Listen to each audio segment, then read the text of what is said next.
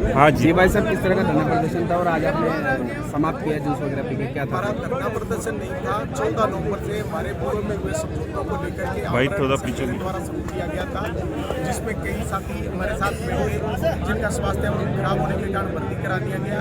लेकिन वर्तमान में रामनिवास जी जाटव जिलाध्यक्ष जो पिछले 14 दिन से और नागौर जिलाध्यक्ष बुद्धाराम जी झांगड़ा पिछले 13 दिन से और इसके पुरुषोत्तम जी गौतम जो है 12 से, वो आज 7वें दिन आमरण अनशन पे मेरे साथ है। और जो है हमारी आंदोलन जो शुरू किया हमने इसलिए किया कि सरकार से अब की बार समझौता नहीं करेंगे, जो भी होगा आदेश देगी वही मानेंगे। लेकिन सरकार ने हमारी मुख्य मांगों पर कोई ध्यान नहीं दिया और उनके समझौता फिर करके और लॉलीपॉप देना चाहा। हमें बड़ा दुख है, खेद है कि राज्य के मुखिया एक तरफ कहते हैं कि गांधीवादी हूँ और साथ ही ये कहते हैं कि आप मांगते मांगते थक जाओगे, मैं देता देता नहीं थकूंगा। लेकिन राजस्थान का पटवारी तो वही मांग रहा था जो उन्होंने हमारे से आज से 14 महीने पहले लिखित में समझौता किया।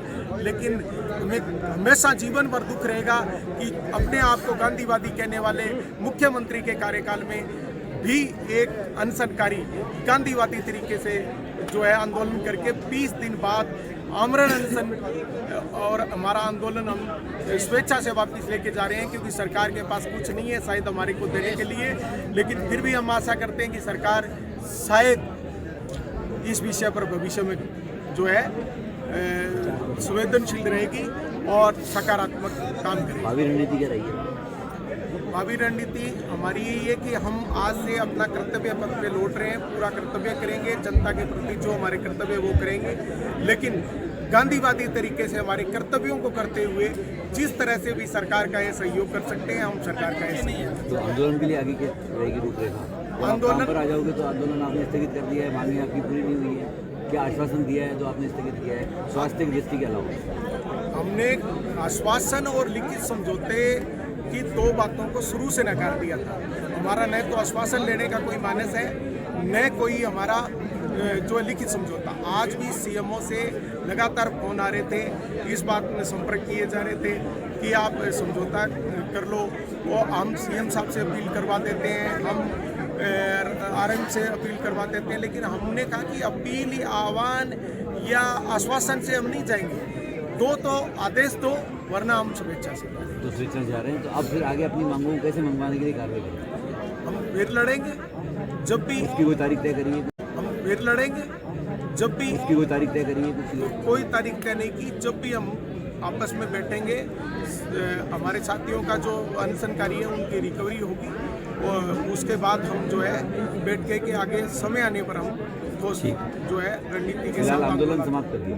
आंदोलन फिलहाल समाप्त कर दिया। आगे आने वाले चुनाव में किस तरह से रहेगा? राजस्थान का पटवारी वह कर्मचारी है जो सरकार की रीढ़ है और चुनाव से संबंधित महत्वपूर्ण काम ईवीएम चेकिंग और पैकिंग का कार्य पटवारी करता है। तो राजस्थान का पटवारी कभी भी किसी सरकार के लिए ये कभी मैसेज नहीं छोड़ता और हम गांधीवादी है।